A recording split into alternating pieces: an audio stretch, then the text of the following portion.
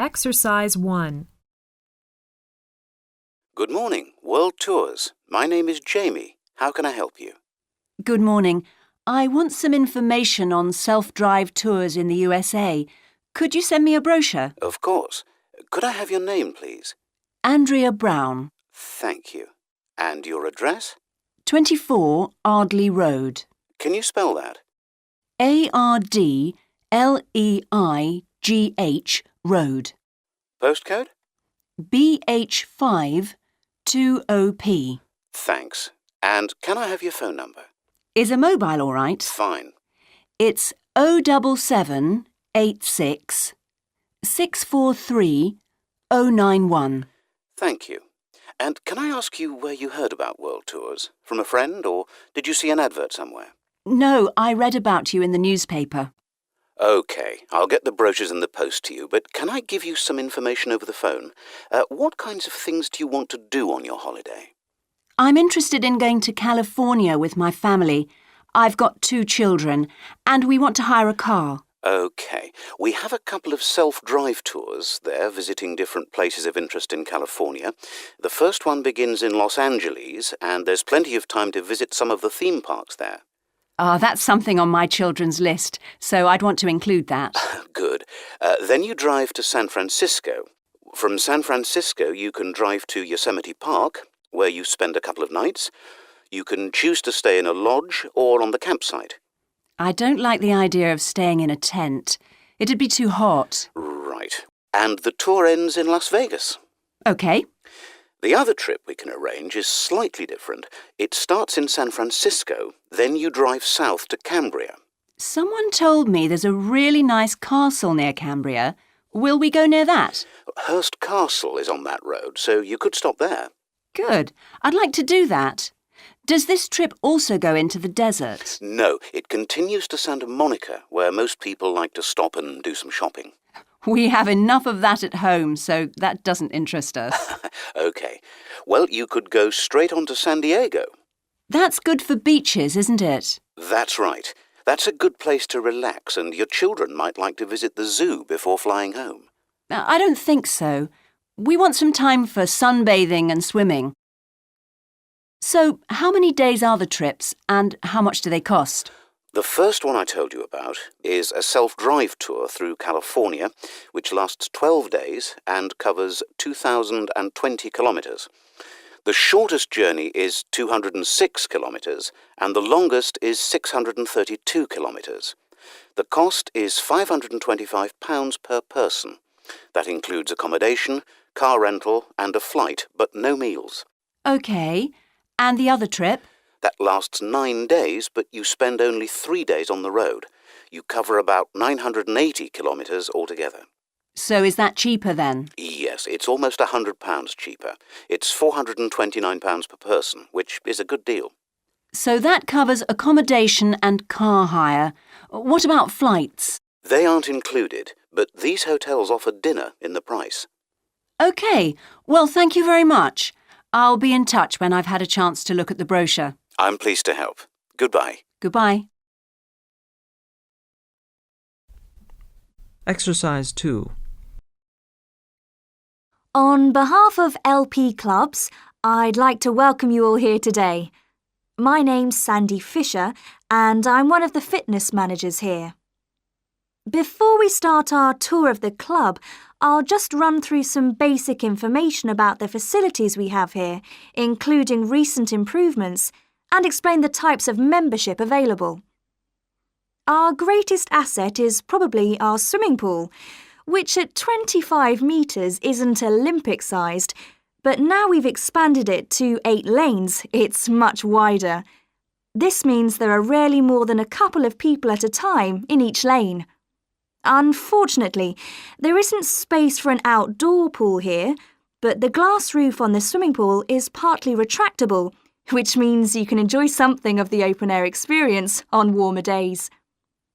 Our recently refurbished fitness suite has all the latest exercise equipment, including 10 new running machines and a wide range of weight training machines. Each member is given full training in how to operate the equipment, and there is always a trainer on duty to offer help and advice. Although we do have adult-only times after 6 and at certain times at weekends, children are well catered for. Older children continue to benefit from a wide range of tuition, anything from trampolining to yoga. One thing all our members appreciate about us is that we take very good care of them. This starts on day 1 with your personal assessment. You are asked to fill in a questionnaire giving details of any health problems. One of our personal trainers will then go through this with you. The trainer will then take you through the safety rules for using the equipment in the fitness suite. During your next exercise session, a personal trainer will work with you to make sure you understand these. It's very important to do this because we really do want to avoid having any sports injuries. There's a lot more to looking after yourself than simply lifting weights. At the end of the personal assessment, the trainer will draw up a plan outlining what you should try to achieve within a 6-week period. This will then be reviewed at the end of the 6 weeks. Now, I'll just quickly run through the types of membership we have available. All members must pay a joining fee of £90 in addition to the rates for the monthly membership fees. Gold membership entitles you to free entry at all LP clubs. There are now LP clubs in all major cities and towns, so if you travel a lot, this will be a great advantage. Individual gold membership costs £50 a month, and joint membership for you and your partner will cost £75. Premium membership is for professional people whose work commitments make it difficult for them to use the club during the day, and so LP gives booking preferences to Premier members at peak times. This means you'll find it easier to book the sessions at times that suit you. Reciprocal arrangements with other LP clubs are available to Premier members. Premier membership is for individuals only, but you'll be sent passes for guests every month. The monthly fee is £65. You don't have to have any special clothes or equipment when you visit the club. We provide robes and hairdryers in the changing rooms, but it's very important to remember your photo card because you won't be able to get in without it. For people who aren't working during the day, Exercise 3.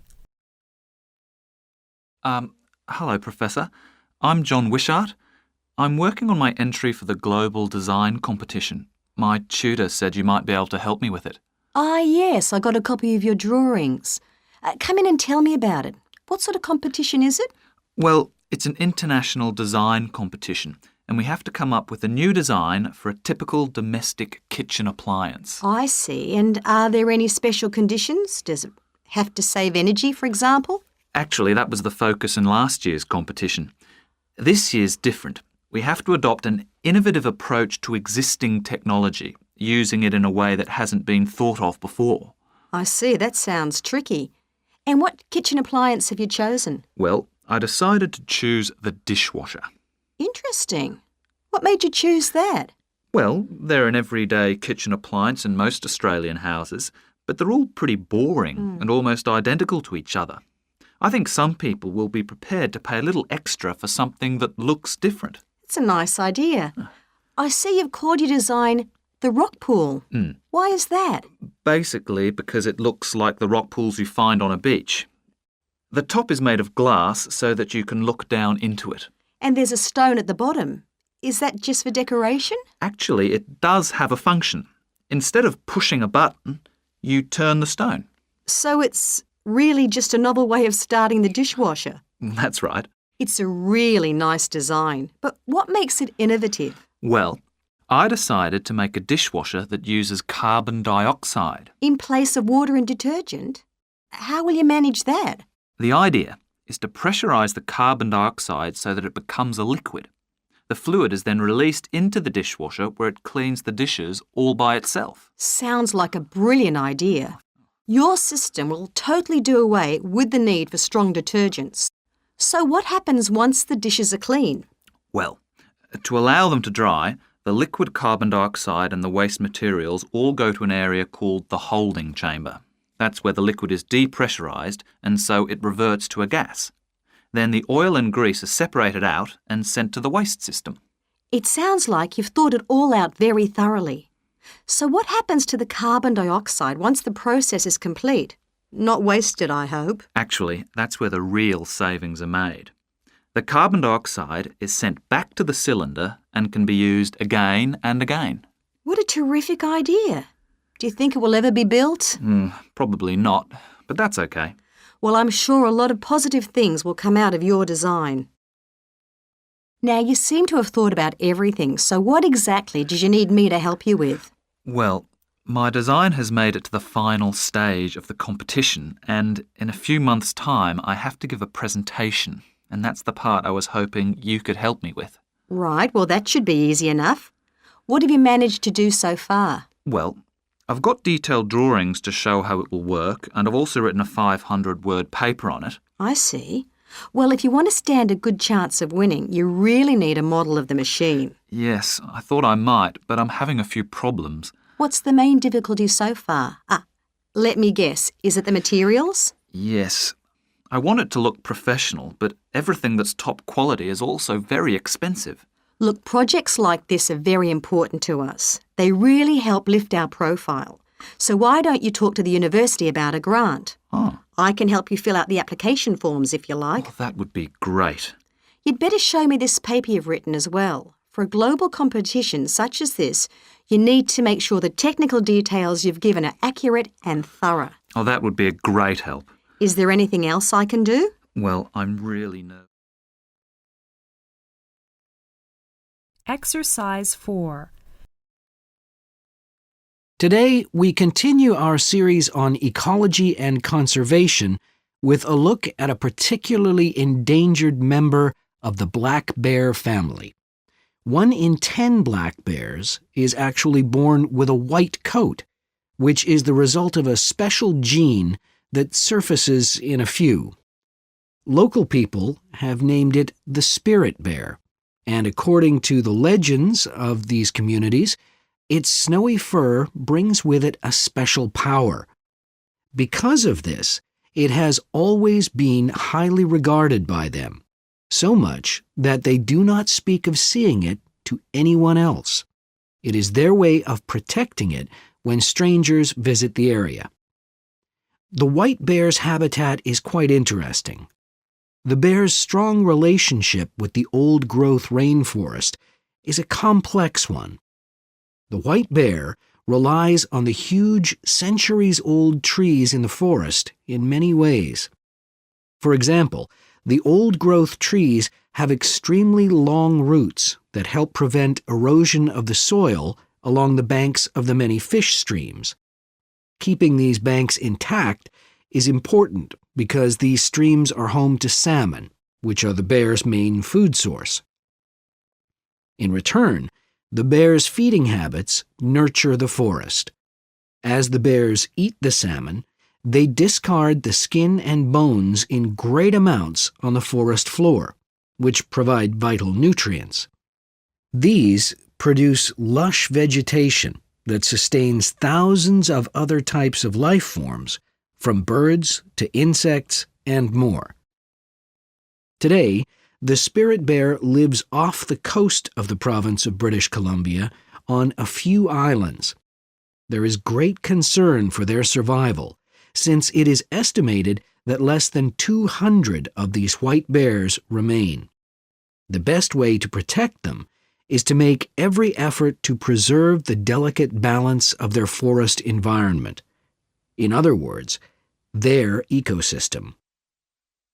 The greatest threat to the bear's existence is the loss of its habitat. Over many years, logging companies have stripped the land by cutting down a large number of trees. In addition, they have built roads which have fractured the areas where the bear usually feeds, and many hibernation sites have also been lost. The logging of the trees along the streams has damaged the places where the bears fish, To make matters worse, the number of salmon in those streams is declining because there is no legal limit on fishing at the moment. All these influences have a negative impact on the spirit bear's very existence, which is made all the more fragile by the fact that reproduction among these bears has always been disappointingly low. And so, what's the situation going forward? Community organizations, environmental groups, and the British Columbia government are now working together on the problem. The government is now requiring logging companies to adopt a better logging method, which is a positive step. However, these measures alone may not be sufficient to ensure a healthy population of the spirit bear in the future. Other steps also need to be taken. While it is important to maintain the spirit bear's habitat, there also needs to be more emphasis on its expansion. The move is justified as it will also create space for other bears that are losing their homes to damage. Exercise 5. Excuse me, Yes? I wonder if you could spare a few minutes to do a survey on transport. It won't take long. No, that's fine. Oh, lovely. The survey is on behalf of the local council. They'd like to know about what transport you use and any suggestions for improvement. Can I start by asking you how you travelled to town today? Sure, I came on the bus. Great. Now, can I get a few details about yourself? OK. What's your name? It's Louisa Yes. Hardy. Can you spell that, please? Yes, it's Hardie. Great. Thanks. And can I have your address? It's 19 Whitestone Road. Oh, right. I know that area. It's Bradfield, isn't it? That's right. Is the postcode GT7? It's actually GT8 2LC. Great. And could I ask what your job is? Are you a student? I've actually just finished my training. I'm a hairdresser. Oh, right. And one more question in this section. What is the reason for you coming into town today? Actually, it's not for shopping today, which would be my normal reason, but to see the dentist. Right. Thanks. Now, in this last section, I'd like you to give us some ideas about the facilities and arrangements in the city for getting to and from work. Any suggestions you have for improvements? Well, something I've thought about for some time is that when I do walk and I'm doing a later shift, I think the lighting should be better. Yes, good point. And of course, I think it's a real shame they've been cutting down on the number of footpaths. They should have more of those. Then people would walk more. Yes, right. And I don't think there are enough trains. That's why I don't use them. You have to wait so long. Thanks. And finally, I'd like to ask your opinion on cycling. As you may know, there's a drive in the city to get more people to cycle to work. Right. But we realise that there are things which the council, but also employers, might do to help encourage workers to cycle to work. Yeah. Well, I have thought about it, and where I work, there are no safe places to leave your bikes. OK. And also, I'd have to cycle uphill, and on a hot day, I'd arrive at work pretty sweaty, so I think I'd need a shower somewhere at work. Right. And I suppose the last thing is that I wouldn't be all that confident about cycling on such busy roads. I think I'd like to see you offering training for that. You know, I'd feel a lot better about starting if that was the case. Well, that's very helpful. Thank you very much for your time. No problem. Bye. Exercise 6. Good morning. I'm very pleased to have this opportunity to say a little about two exciting new developments in the city: the Brackenside open-air swimming pool and the Children's Adventure Playground in Central Park. As many of you may know, the idea for these initiatives came from you, the public, in the extensive consultation exercise which the City Council conducted last year. And they have been realised using money from the SWRDC, the South West Regional Development Commission. First of all, Brackenside Pool. As many of the older members of the audience will remember, there used to be a wonderful open-air pool on the seafront 30 years ago, but it had to close when it was judged to be unsafe. For the design of this new heated pool, we were very happy to secure the talents of internationally renowned architect Ellen Wendon, who has managed to combine a charming 1930s design, which fits in so well with many of the other buildings in the area, with up-to-the-minute features such as a recycling system, the only one of its kind in the world, which enables seawater to be used in the pool. Now, there's been quite a bit of discussion in the local press about whether there would be enough room for the number of visitors we're hoping to attract, but the design is deceptive, and there have been rigorous checks about capacity. Also, just in case you were wondering, we're on schedule for a June the 15th opening date, and well within budget. A testimony to the excellent work of local contractors, Hickman's. We hope that as many people as possible will be there on June the 15th. We have engaged award-winning actress Coral White to declare the pool open, and there'll be drinks and snacks available at the poolside. There'll also be a competition for the public to decide on the sculpture we plan to have at the entrance. You will decide which famous historical figure from the city we should have. And now, moving on to the Central Park Playground, which we're pleased to announce has just won the Douglas Award for Safety. The news came through only last week. The unique design is based on the concept of the global village, with the playground being divided into 6 areas showing different parts of the world, each with a representative feature. For example, there is a section on Asia, and this is represented by rides and equipment in the shape of snakes, orangutans, tigers and so on, fauna native to the forests of the region. Moving south to the Antarctic, we couldn't run to an ice rink, I'm afraid, but opted instead for climbing blocks in the shape of mountains. I thought they could have had slides for the glaciers, but the designers did want to avoid being too literal. Then on to South America, and here the theme is El Dorado, games replicating the search for mines full of precious stones. And then, moving up to North America, here there was considerable debate. I know the contribution of cinema and jazz was considered, but the designers finally opted for rockets and the International Space Station. Eastwards to Europe then, and perhaps the most traditional choice of all the areas, medieval castles and other fortifications. Then last but not least, moving south to Africa, and a whole set of wonderful mosaics and trails to represent the great rivers of this fascinating and varied continent. Now, the opening date for our global playground is the 10th of July, and again, we'd love to see you there. So, make a date and come and see this magnificent, original new amenity right in the heart of the city. Exercise 7. Right, well, for our presentation, shall I start with the early life of Tor Heyerdahl? Sure. Why don't you begin with describing the type of boy he was, especially his passion for collecting things? That's right. He had his own little museum. And I think it's unusual for children to develop their own values and not join in their parents' hobbies. I'm thinking of how Heyerdahl wouldn't go hunting with his dad, for example. Yeah, he preferred to learn about nature by listening to his mother read to him. And quite early on, he knew he wanted to become an explorer when he grew up. That came from his camping trips he went on in Norway, I think. No, it was climbing that he spent his time on as a young man. Oh, right. After university, he married a classmate, and together they decided to experience living on a small island to find out how harsh weather conditions shaped people's lifestyles.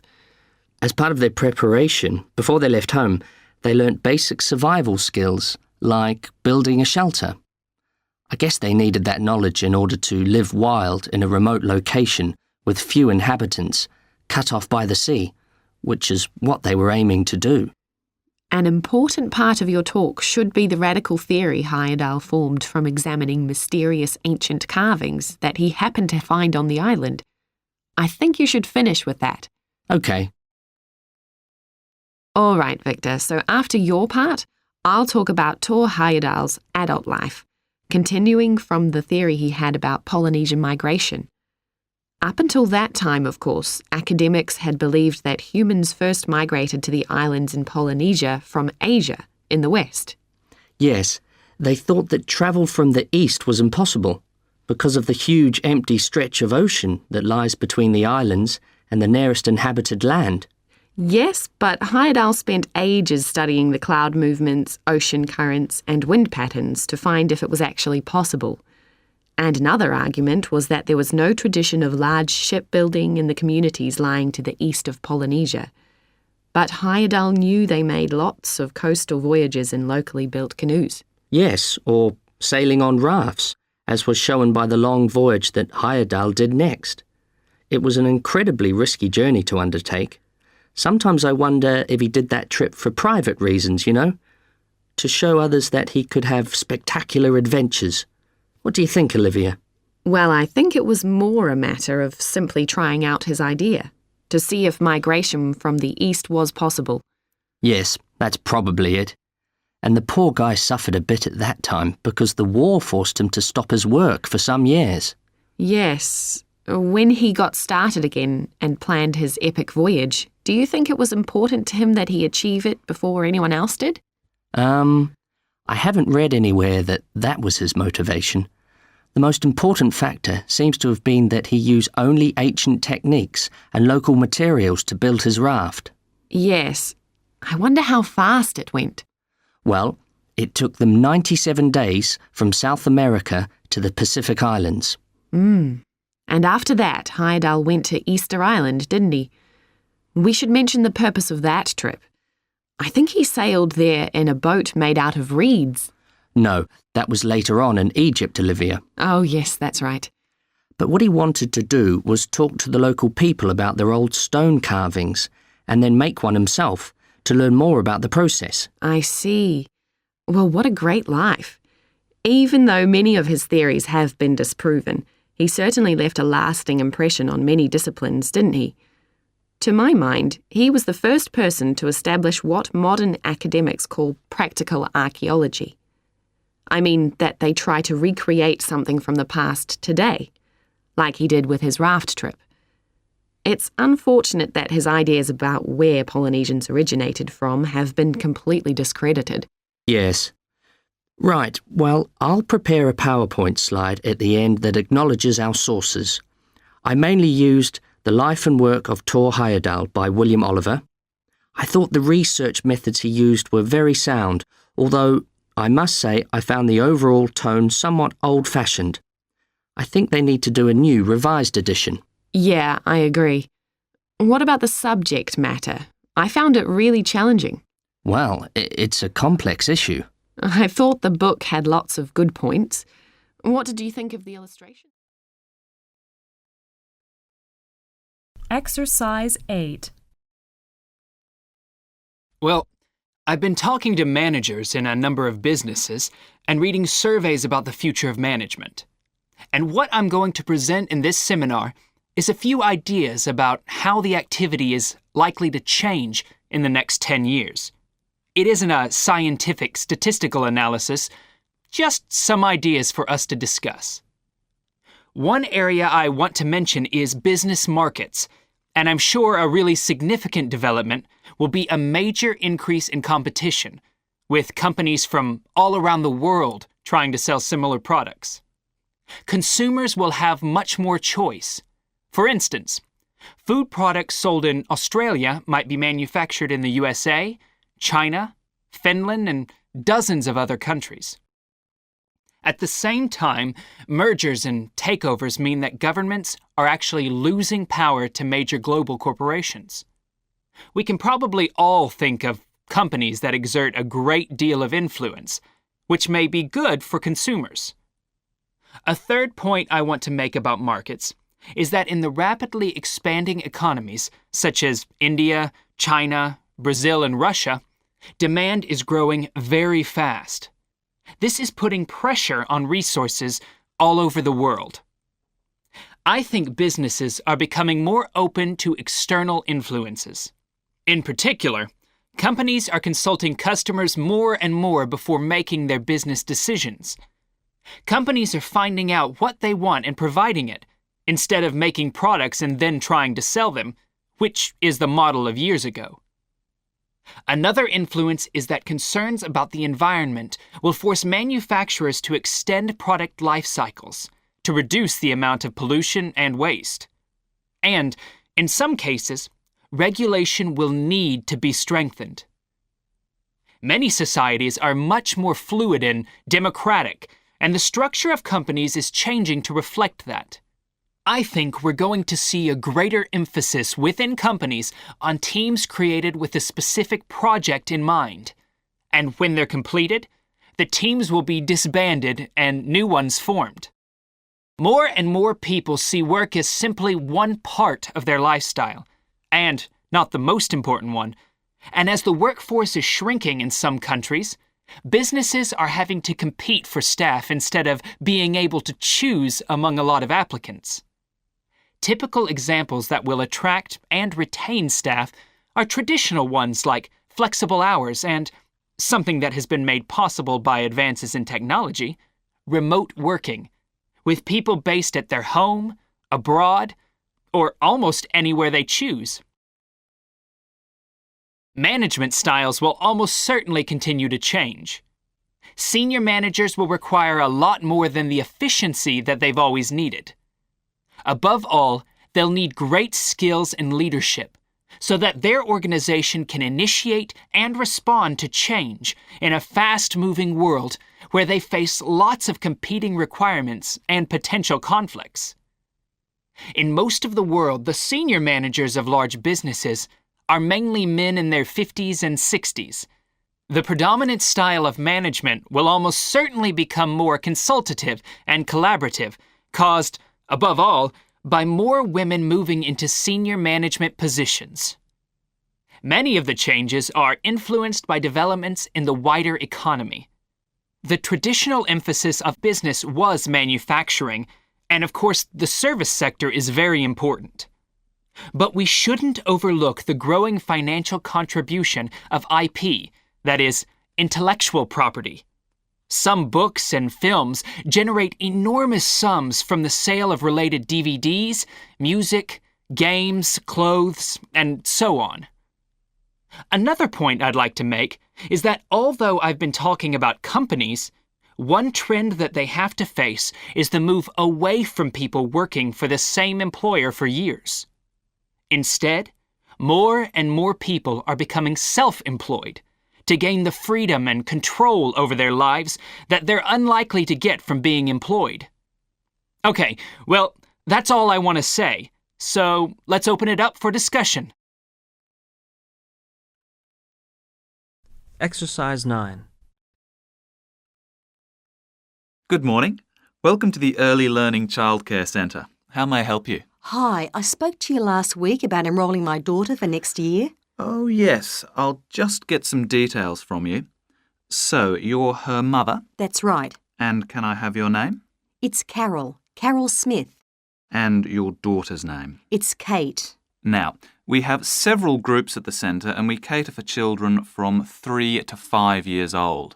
How old is your daughter? She's 3 now, but she turns 4 next month. I'll put 4 down because that's how old she'll be when she starts. Fine. She's so excited about her birthday and coming to the centre. Oh, that's good to hear. And what's your address? It's 46 Wombat Road. That's WOMBAT. Woodside 4032. And what's the phone number? Oh, it's 3345 9865. So, have you decided on the days you would like to bring your daughter here? I'd prefer Monday and Wednesday if possible. I'll check. Monday's fine, but I think the centre is already full for Wednesday. Yes. Sorry, it seems to be a very popular day. We can offer you a Thursday or a Friday as well. Oh dear. I suppose Thursday would be all right because she has swimming on Friday. OK, got that. Because a lot of parents work, we do offer flexible start and finish times. We're open from 7:30 in the morning until 6 o'clock at night. What time would you like your daughter to start? I need to get to work in the city by 9, so I'll drop her off at 8:30. You're pretty close to the city here, so that should give me plenty of time to get there. That's fine. Now, we also need to decide which group she'll be in. We have 2 different groups and they're divided up according to age. There's the green group, which is for 3 to 4-year-olds, and then there's the red group, which is for 4 to 5-year-olds. She's quite mature for her age and she can already write her name and read a little. Well, I'll put her in the red group and we can always change her to the green one if there are any problems. That sounds fine. OK, let's move on to meals. We can provide breakfast, lunch and dinner. As she's finishing pretty early, she won't need dinner. Will you give her breakfast before she comes? Yes, she'll only need lunch. Now, does she have any medical conditions we need to know about? Does she have asthma or any hearing problems, for example? No, but she does need to wear glasses. Oh, I'll make a note of that. Yeah, she's pretty good about wearing them. She can't see much without them. Right. OK. Now, I also need emergency contact details. So what sort of information do you need? Just the name and number of a friend or family member we can contact in case we can't get hold of you at any time. OK. That'd better be my sister, Jenny Ball. Uh-huh. That's B-A-L-L. Her phone number is 33467523. Great. So she is the child's aunt? Yes, that's right. I'll make a note of that as well. Now, is there anything you'd like to ask? What about payment? How much are the fees each term? Well, for 2 days and the hours you've chosen, that will be $450 altogether. OK, and do I have to pay that now? No, we send out invoices once the children start at the centre. You can choose to pay at the end of each term, or we do offer a slightly discounted rate if you pay every month. Oh, I'll do that then.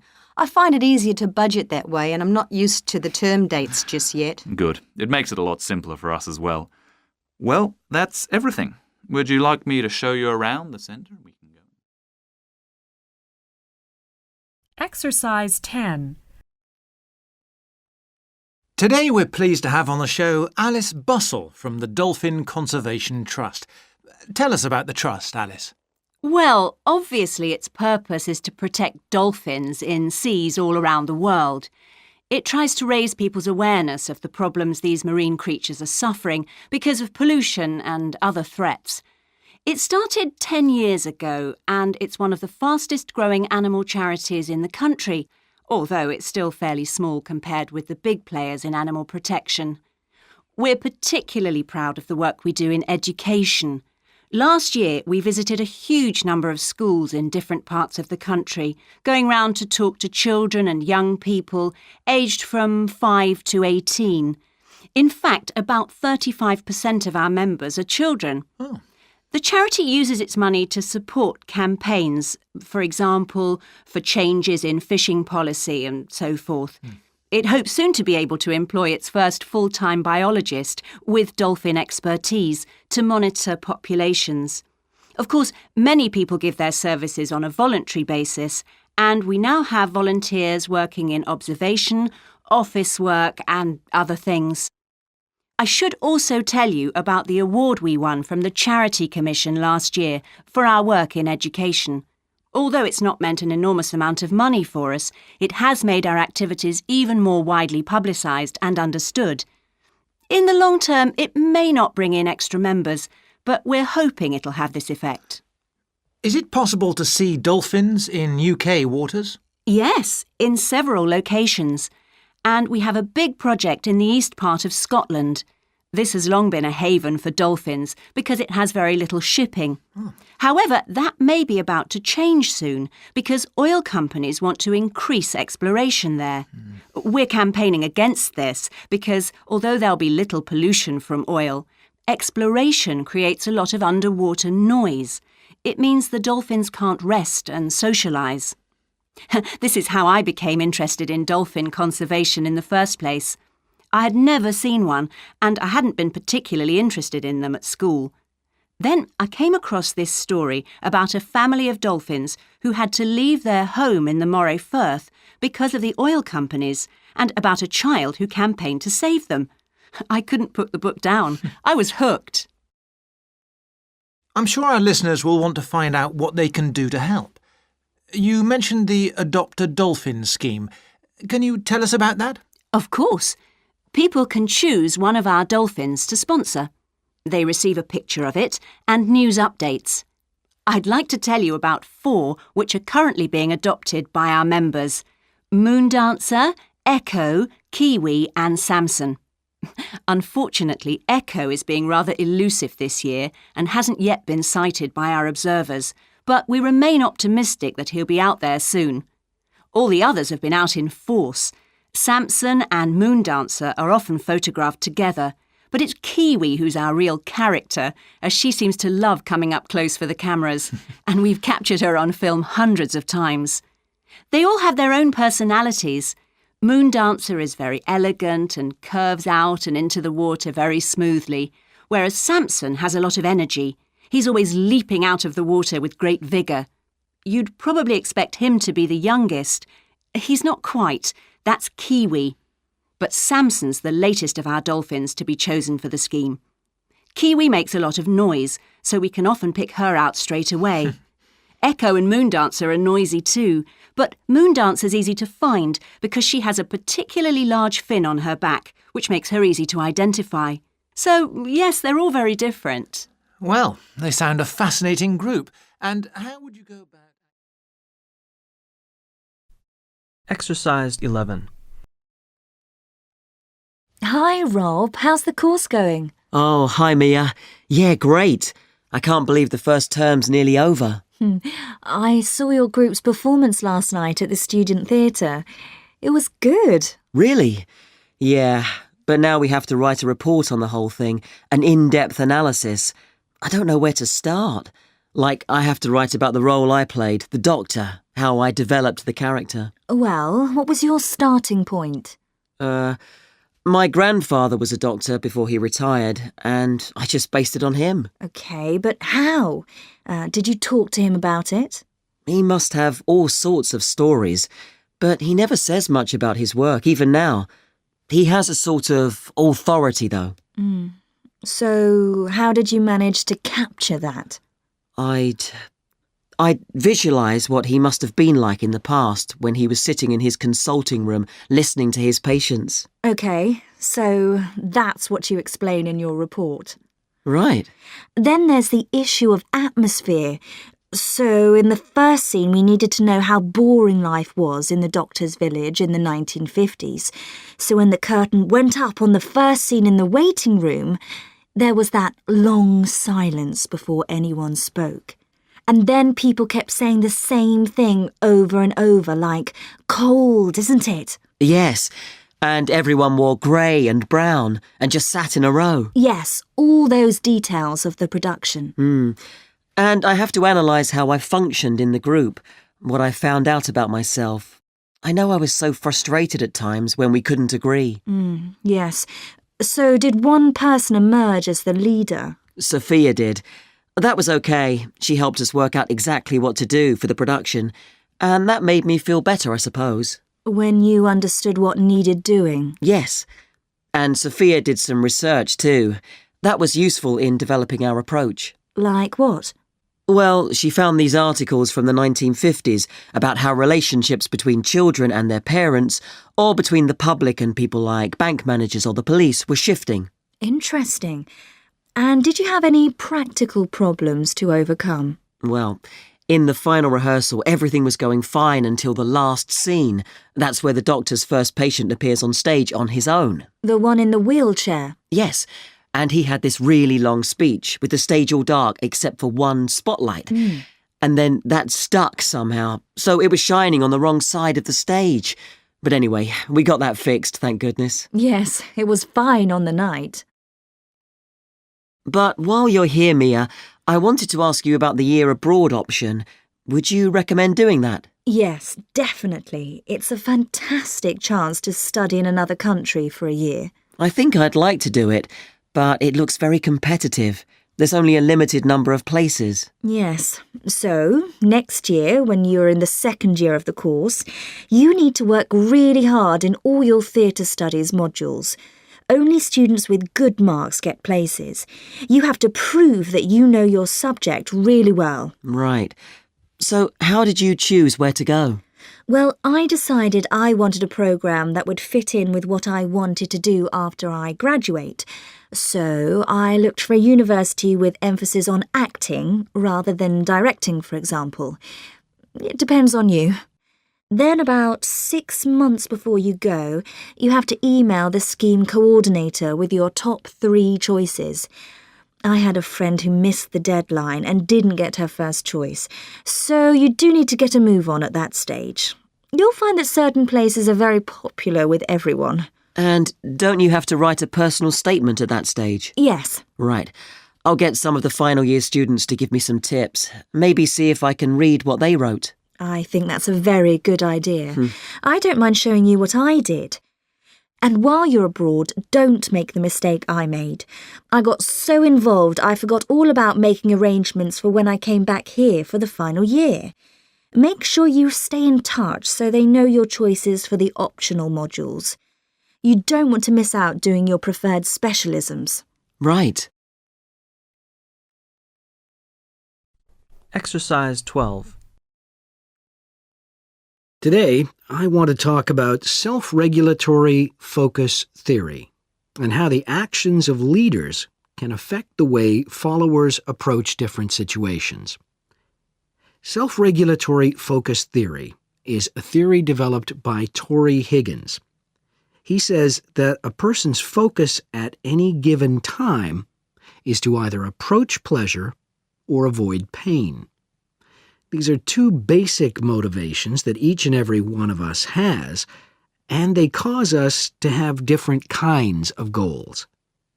Promotion goals in different life situations emphasize achievement. Prevention goals are oriented towards the avoidance of punishment.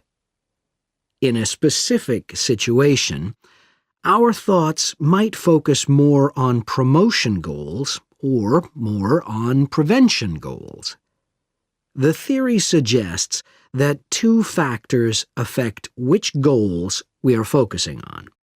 First, there is a chronic factor.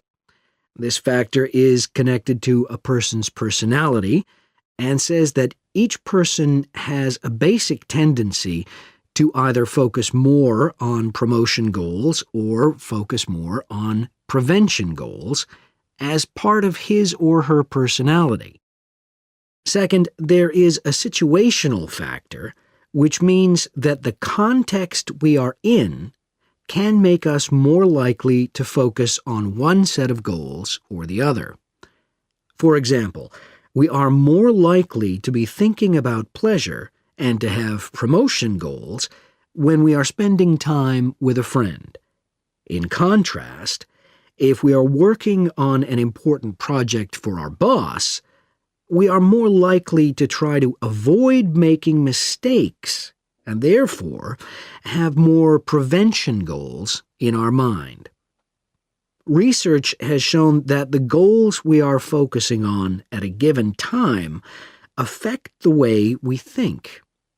For example, when focusing on promotion goals, people consider their ideal self, their aspirations and gains. They don't think about what they can lose, so they think in a happier mode. They feel more inspired to change. When people are focusing on prevention goals, they think about their ought self. What are they supposed to be? What are people expecting from them? They consider their obligations to others. As a result, they experience more anxiety and try to avoid situations where they could lose. Now that I have talked about the 2 focuses and how they affect people, I want to look at the idea that the way leaders behave, or their style of leading, can affect the focus that followers adopt in a specific situation. In talking about leadership, we often mention transformational leaders and transactional leaders. Transformational leaders, when interacting with their followers, focus on their development. In their words and actions, transformational leaders highlight change. Their speech is passionate and conveys a definitive vision. All of these things can encourage followers to think about what could be. In other words, they inspire a promotion focus in their followers. In contrast, transactional leaders focus on developing clear structures that tell their followers exactly what is expected of them.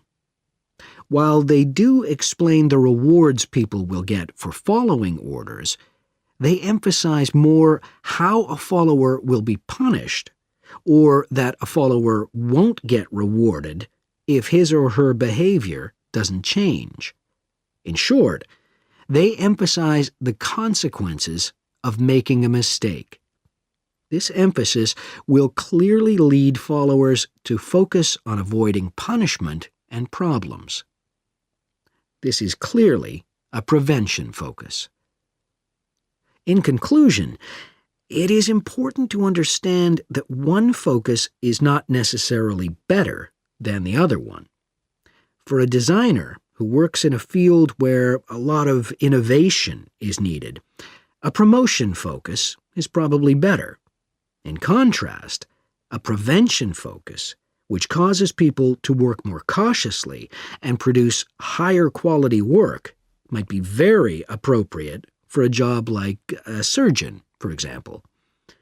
The main point of the research, though, is that the actions of leaders can greatly influence whether people approach a situation with more of a promotion focus or more of a prevention focus. Exercise 13. Thorndike's? Good morning. Is that Mr. Thorndyke? Speaking. How can I help? I've got quite a few things which need painting and fixing in the flat, and I wonder whether you'd be able to do the work. I'm sure I'd be able to help, but let me take down a few details. Yes, of course. Well, firstly, how did you hear about us? It was my friend May Hampton. You did some excellent work for her a couple of years ago. Do you remember? Oh, yes. That was in West Park Flats. Lovely lady. Yes, she is. And what's your name, please? It's Edith Pargeter. Edith. Can you spell your surname, please? It's P-A-R-G-E-T-T-E-R. Double T, right. And do you live in West Park Flats as well? No, actually, it's East Park, flat 4. Oh, right. That's over the road, I seem to remember. Quite difficult to get to.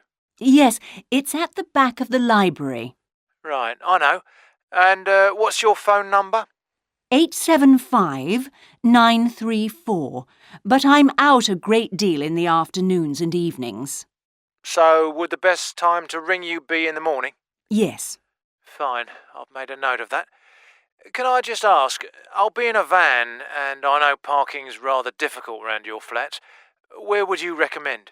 Well, I always tell people in larger vehicles to park by the post box on the other side of the road from the entrance. Good, thanks. And will you be able to give me a full itemised quote? Oh, yes, I'll list all the jobs separately with individual prices. That'd be a great help. No problem. Now, what would you like me to do? Firstly, and most urgently, is in the kitchen. With all the weather damage, the glass in the door has cracked and I'd need that fixing. I presume you mean replacing? Oh, yes, and as soon as possible. What I'll do is come round tomorrow morning and do that immediately. Oh, thank you so much. The other things aren't so urgent, but... Now, I'll make a note of everything you want doing. Well, in the kitchen, I'd like some painting doing. All the kitchen walls? Just the area over the cooker. It's very greasy. Right, it does tend to get that way. Yes. Well, if you want a proper job done, what I'd need to do is strip the old paint and plaster it about a week before I paint it. Of course. Now, May tells me you also do work in the garden. That's right. Well, I'd like you to replace a fence. Just one? Yes, at the far end. Fine, shouldn't be a problem. And that's the lot. Fine. Yeah, as I say, I can come round tomorrow morning to look over things with you. Well, that's great, thank you. So, I look forward to seeing you tomorrow at... Exercise 14. Welcome to Manom Port, where 1,000 years of history are brought to life. All the family can enjoy a day out at Manom, visit our copper mine, see models of the machinery it used, have your photo taken in 19th century costume, experience at first hand how people lived at different stages throughout history, and especially how children studied, worked and played. The port of Manom is located in beautiful and peaceful countryside, on a bend in the great River Avon, and developed here because it's the highest navigable point of the Avon. Boats can go no higher up this river, and proved a handy place to load and unload cargo to and from the sea, which is over 23 miles away. A small port was already established here when, about 900 years ago, tin was discovered nearby, though it wasn't until the Industrial Revolution, when a tremendous need for metals of all kinds developed, that Manom expanded to become one of the busiest ports in the country. And because it was already so busy, prospectors began to look for other minerals, and by the end of the 19th century, lead, copper, manganese and arsenic were added to the cargoes leaving Manom. In the early days, the ores had been smelted or processed in the same area they were mined. But as demand grew, the smelting process required huge factory furnaces or fires to melt the metal from the rock, and there was not enough coal in the local area, so the rocks containing minerals had to be shipped long distances. Sadly, in the 20th century, the great port of Manom declined, and thousands of workers were forced to emigrate out of the area. The building at the port fell into disrepair, and the place became almost forgotten. But then the Manom Trust was formed to conserve the historical resources of the area. It organised scores of local volunteers to remove undergrowth to find the original outlines of the installations. It then brought in paid professionals to match installations with maps of the original port complex and to set about reconstructing it. Today, you can see the results of this ambitious programme of restoration. The intention, and we believe this will be realised before the end of the year, is to return Manom Port to the condition it reached at its peak as the greatest copper port in the country.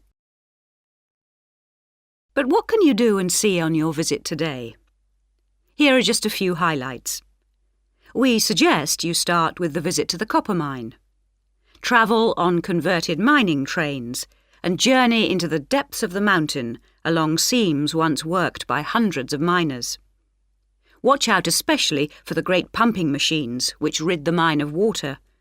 But please be warned that, like all mines, ours is very dark and closed in, and we do say that children under 5 and also dogs should not be taken into the mine. The next recommended visit is to the village school. While looking round the classrooms, take a special look at our display of games, which is one of the largest in the world. And it's recommended that you time your visit to coincide with a guided tour. This will give you the opportunity to ask lots of questions. Near the school is the beautiful old sailing ketch called the George. You're welcome to board the boat and look round the cabins. Look out for the ship's wheel, which was missing until only 5 years ago when it was dredged out of the silt by a local fisherman. We have no idea how it got there, but it's been polished and proudly restored to its original place on the boat. Please take care going down the ladders if you wish to visit the lower deck. We don't recommend you allow young children to use them. So we hope you have a memorable visit to Manom Port, and we'll tell your friends all about us. Exercise 15.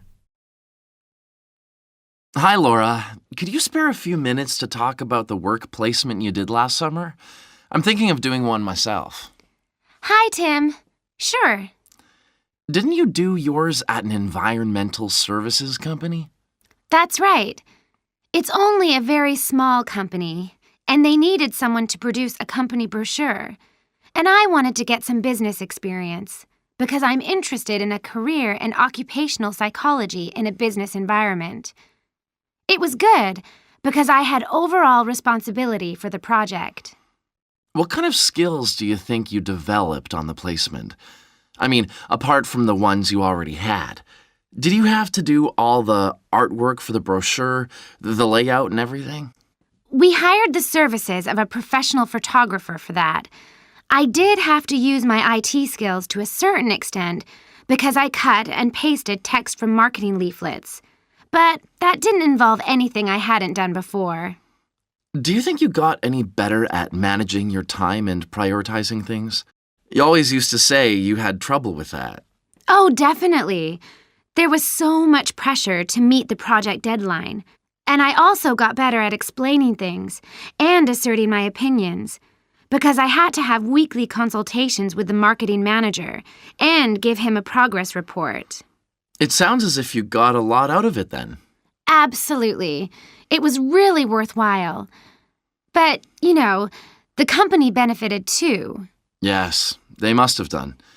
After all, if they'd used a professional advertising agency to produce their brochure instead of doing it in-house, presumably they'd have paid a lot more. Oh, yes. I worked it out. It would have been 250% more, and I thought the end result was good, even though we did everything on site. The company has quite a powerful computer, and I managed to borrow some scanning software from the university.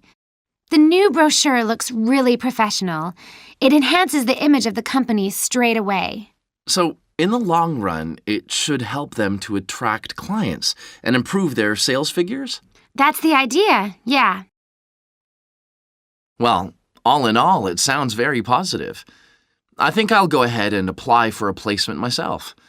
How do I go about it? It's easy enough to do, because there's a government agency called STEP. STEP, that organizes placements for students. You should start by getting their booklet with all the details. I expect you can download one from their website. Actually, they've got copies in the psychology department. I've seen them there. I'll just go to the office and pick one up. Right. And then, if I were you, after I'd looked at it, I'd go over all the options with someone. I suppose I should ask my tutor's advice. He knows more about me than anyone. One of the career officers would be better. They've got more knowledge about the jobs market than your personal tutor would have. Okay. And then, when you know what you want, you can register with STEP. You'll find their address in the booklet. And once you've registered, they assign you to a mentor who looks after your application. And then I suppose you just sit back and wait till you hear something? They told me at the careers office that it's best to be proactive and get updates yourself by checking the website for new placement alerts. Your mentor is supposed to keep you informed, but you can't rely on that. I don't suppose it's a good idea to get in touch with companies directly, is it? Not really. But it is the company who notifies you if they want you to go for an interview. You get a letter of invitation or an email from personnel department. And do I reply directly to them? Yes, you do. STEP only gets involved again once you've been made a job offer. Right. So once you've had an interview, you should let your mentor know what the outcome is? I mean, whether you're offered a job and whether you've decided to accept it? That's right. They'll inform the careers office once a placement has been agreed, so you don't have to do that. Is that all then? More or less. Only once you've accepted an offer, you'll probably have to supply a reference, because the placement will be conditional on that. And that's something you should ask your own tutor to provide. He knows about your academic ability and also about your qualities, like reliability. Wow. Thanks very much for the information. I'm starting to look forward to... Exercise 16.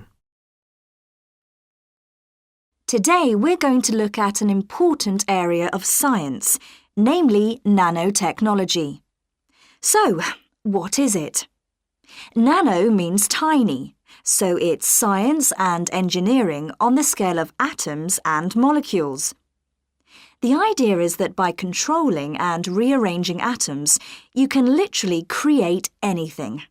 However, as we'll see, the science of the small has some big implications, affecting us in many ways. There's no doubt that nanotechnology promises so much for civilization. However, all new technologies have their teething problems. And with nanotechnology, society often gets the wrong idea about its capabilities. Numerous science fiction books and movies have raised people's fears about nanotechnology, with scenarios such as inserting little nanorobots into your body that monitor everything you do without you realizing it, or self-replicating nanorobots that eventually take over the world. So, how do we safeguard such a potentially powerful technology? Some scientists recommend that nanoparticles be treated as new chemicals, with separate safety tests and clear labelling. They believe that greater care should also be taken with nanoparticles in laboratories and factories. Others have called for a withdrawal of new nanoproducts, such as cosmetics, and a temporary halt to many kinds of nanotech research. But as far as I'm concerned, there's a need to plough ahead with the discoveries and applications of nanotechnology. I really believe that most scientists would welcome a way to guard against unethical uses of such technology. We can't go around thinking that all innovation is bad, all advancement is bad. As with the debate about any new technology, it is how you use it that's important. So, let's look at some of its possible uses. Thanks to nanotechnology, there could be a major breakthrough in the field of transportation, with the production of more durable metals. These could be virtually unbreakable, lighter, and much more pliable, leading to planes that are 50 times lighter than at present. Those same improved capabilities will dramatically reduce the cost of travelling into space, making it more accessible to ordinary people and opening up a totally new holiday destination. In terms of technology, the computer industry will be able to shrink computer parts down to minute sizes. We need nanotechnology in order to create a new generation of computers that will work even faster and will have 1,000,000 times more memory, but will be about the size of a sugar cube. Nanotechnology could also revolutionize the way that we generate power. The cost of solar cells will be drastically reduced, so harnessing this energy will be far more economical than at present. But nanotechnology has much wider applications than this and could have an enormous impact on our environment. For instance, tiny airborne nanorobots could be programmed to actually rebuild the ozone layer, which could lessen the impact of global warming on our planet. That's a pretty amazing thought, isn't it? On a more local scale, this new technology could help with the clean-up of environmental disasters, as nanotechnology will allow us to remove oil and other contaminants from the water far more effectively. And if nanotechnology progresses as expected, as a sort of building block set of about 90 atoms, then you could build anything you wanted from the bottom up. In terms of production, this means that you only use what you need, and so there wouldn't be any waste. The notion that you could create anything at all has major implications for our health. It means that we'll eventually be able to replicate anything. This would have a phenomenal effect on our society. In time, it could even lead to the eradication of famine through the introduction of machines that produce food to feed the hungry. But it's in the area of medicine that nanotechnology may have its biggest impact. How we detect disease will change as tiny biosensors are developed to analyse tests in minutes rather than days. There's even speculation nanorobots could be used to slow the aging process, lengthening life expectancy. As you can see, I'm very excited by the implications that could be available to us in the next few decades. Just how long it'll take, I honestly don't know.